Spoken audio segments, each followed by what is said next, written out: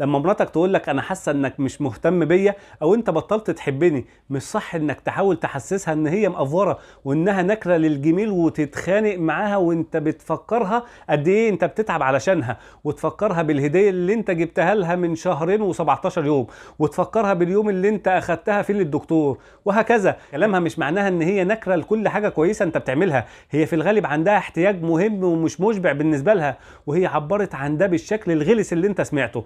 ركز بقى في انك تفهم هي عاوزه ايه وحاول تتفهم احتياجاتها وتلبيه. لما تلاقي جوزك بيقولك ان انا بقيت اخر اهتمامك، ده مش معناه ان هو مش شايف تعبك مع الاولاد او انه بينكر كل تعبك في تفاصيل رعايته، لكن كلامه معناه ان هو عنده احتياج مهم انت مقصره في تلبيته، وده مخليه زعلان منك، وهو عبر عن اللي جواه بالشكل الغشم ده اللي حسسك بيه انك راميه في الشارع. حاولي تفهمي منه هو محتاج ايه علشان يرجع يحس انه بقى على راس قايمه اهتماماتك، من غير ما تفضلي تدافع عن نفسك وتفضلي تأنبيه على انه مش شايف تعبك معاه ولا مع الاولاد. شريك حياتك لما بيكون عنده نقص في احتياج معين محوري بالنسبه له، وارد ان ده يعميه عن حاجات كتيره تانية كويسه انت بتعملها معاه، وده ممكن يخليه مش منصف، وده مش صح. والافضل ان انت تطلب وتعبر عن اللي جواك من غير ما تبقى ناكر لكل الحاجات التانية. لكن لو ده حصل، الصح وقتها ان انت تفهم هو عاوز ايه وتركز على اشباع احتياجاته، مش ان انت تثبت له ان هو مأفور. وساعتها في الغالب هيرجع ويتزن مرة تانية